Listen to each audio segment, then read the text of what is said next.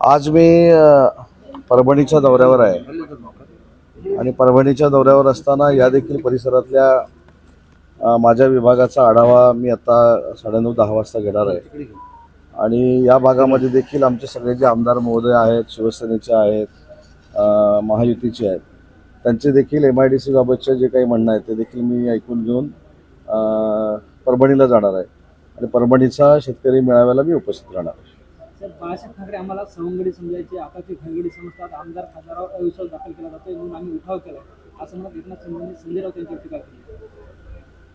नाही, मला असं वाटतं की आता माझ्यासोबत इथे बालाजीराव कल्याणकर देखील आहेत, मी देखील आहे. माननीय एकनाथ शिंदे साहेबांनी जो उठाव केला त्यामागचं एक महत्त्वाचं कारण होतं. तर वंदनीय बाळासाहेबांनी स्पष्ट असं सांगितलं होतं की काँग्रेसमय शिवसेना मी व्हायला देणार नाही आणि काँग्रेसबरोबर जाऊ नये ही आमची सगळ्यांची भूमिका होती. काँग्रेसनं जो धनुष्यबाण आमचा काढून घेतला होता तो वंदनीय बाळासाहेबांचा धनुष्यबाण पुन्हा आणण्यासाठी माननीय एकनाथ शिंदे साहेबांनी उठाव केला आणि त्या उठावामध्ये आम्ही सामील झालेलो होतो. आपल्या एक लक्षात येत असेल की या विधानसभेच्या निवडणुकीनंतर माननीय एकनाथ शिंदे साहेबांचं शिवसेनेचं नेतृत्व हे महाराष्ट्रभर तर सर्वमान्य झालं आहे, पण देशभरामध्ये देखील झालेलं आहे आणि शिवसेना ही वंदनीय बाळासाहेबांच्या विचारानं चालणारी आहे आणि ती एकनाथ शिंदे चालवतात, त्याच्यावर शिक्कामोर्तब देखील झालेला आहे. मुख्यमंत्री वार रूमच्या बाजूला एकनाथ शिंदे यांची कोऑर्डिनेशन रूम असणार आहे. मंत्री शिंदे रूम कोऑर्डिनेशन रूमच्या माध्यमातून जे नजर ठेवली जाणार. कसली नजर? नजर काय, ते राज्याचे उपमुख्यमंत्री आहेत, राज्याचे मुख्यमंत्री होते. ज्या पद्धतीनं वॉर रूममध्ये अजितदादांची देखील वॉर रूम आहे. म्हणजे आपल्याला माहितीसाठी एक सांगतो, कालच वॉर रूममध्ये रत्नागिरीच्या मिरकरवाडा बंदराचा विषय होता आणि त्या बैठकीला मी ऑनलाईन उपस्थित होतो. त्याच्यामुळं शिंदे साहेबांनी एखादी गोष्ट केल्यानंतर स्वाभाविक आहे की ती बातमी झालीच पाहिजे. पण कोऑर्डिनेशन रूम म्हणजे काय, जे प्रकल्प आहेत ते लवकरात लवकर महाराष्ट्राचे पूर्ण व्हावे याच्यामध्ये जर एकनाथ शिंदे साहेब पुढे पाऊल टाकत असतील तर खरं तर आपण सगळ्यांनी त्याचं स्वागत केलं पाहिजे. जितेंद्र आव्हाड असं म्हणतात की शरद पवार कोणाला भेटू नये किंवा कोणाला भेटावं हे सांगणे योग्य नाही. कोणतेही नेते फडणवीसांना भेटतात, तुम करो तो राजकीयला हम करो तो कॅरेक्टर देतात. नाही, हे यांच्याबद्दल बोलले ना, युबीटीच्या लोकांवर. नाही, शरद पवार साहेबांनी एकनाथ शिंदे साहेबांचा जो सत्कार केला दिल्लीमध्ये, त्या सत्कारानंतर काही लोकांच्या पोटात पोटसू उठला.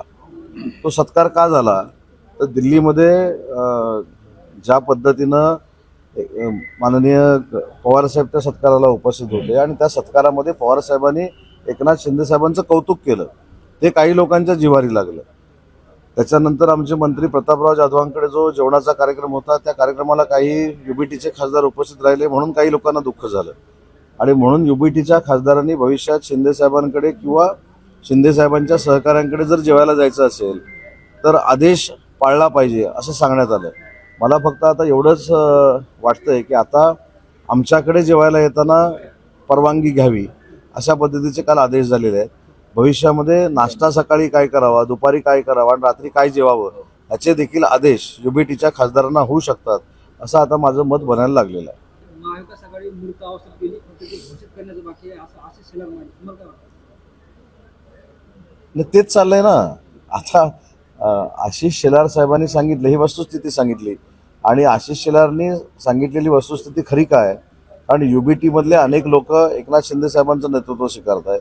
महाविकास आघाडीतले अनेक पदाधिकारी महायुतीमध्ये येत आहेत. याचाच अर्थ महाविकास आघाडीवर कोणाचाही विश्वास राहिलेला नाही आणि महाविकास आघाडीची ताकद भविष्यामध्ये 25 वर्ष वाढू शकत नाही हे कार्यकर्त्यांना त्यांच्या आता कळून चुकलेलं आहे. मी वारंवार सांगतो की मिशन टायगर हे नाव तुमच्या सगळ्यांच्या माध्यमातून अतिशय चांगल्या पद्धतीनं तुम्ही वारसा केलेला आहे, पण मिशनची आवश्यकताच नाही. ज्या पद्धतीनं 2.5 वर्षात माननीय एकनाथ शिंदे साहेबांनी या महाराष्ट्रामध्ये काम केलं, जनसामान्यांमध्ये ते रुजले आणि वंदनीय बाळासाहेबांची शिवसेना ही एकनाथ शिंदे साहेबच चालवतात हे युबीटीच्या सगळ्यांना कळलं. त्याच्यामुळं आपणच काही लोक हे माननीय एकनाथ शिंदे साहेबांचं नेतृत्व स्वीकारतायत, ह्याला ऑपरेशन म्हणण्याची आवश्यकता नाही. आणि काल राजन साहेबांनी देखील प्रवेश केला माननीय एकनाथ शिंदे साहेबांच्या नेतृत्वाखाली. आता इथला परभणीचा दौरा झाल्यानंतर मी रत्नागिरीला चाललोय. उद्या रत्नागिरीला एकनाथ शिंदे साहेब आहेत, तिथं देखील माजी आमदार, जिल्हा प्रमुख, संपर्क प्रमुख, सहसंपर्क प्रमुख, माजी जिल्हा परिषदेचे अध्यक्ष हे शिवसेनेमध्ये प्रवेश करतायत. काही दिवसांनी या देखील परिसरामधले प्रवेश होतील. त्याच्यामुळे शिंदे साहेबांच्या कामावर विश्वास ठेवून अनेक लोक UBT मध्ये प्रवेश करतात. स्थानिक निवडणुकीत अशोक चव्हाण स्वबळावर लढण्याची घोषणा केली. कुठेतरी महायुतीमध्ये धुसफूस चालू आहे. महायुतीनं लढायचं आमचं धोरण आहे, पण स्थानिक लेवलला काही लोकांना जर असं वाटत असेल की ते स्वबळावर लढणार आहेत, आम्ही देखील स्वबळाची तयारी ठेवू, पण महायुतीनं निवडणूक व्हाव्यात हे तिन्ही नेत्यांचं म्हणणं आहे. ज्या पद्धतीने आपण जर आमदार बालाजी कलांकर यांच्या विरोधात भाजपाचा उमेदवार होता, नांदेड दक्षिणमध्ये पण भाजपाचा उमेदवार होता. बालाजी कलांकर स्वतः म्हणले की भाजपाच्या लोकांनी माझ्या विरोधात पैसे वाटले, म्हणजे ते परिणाम होता.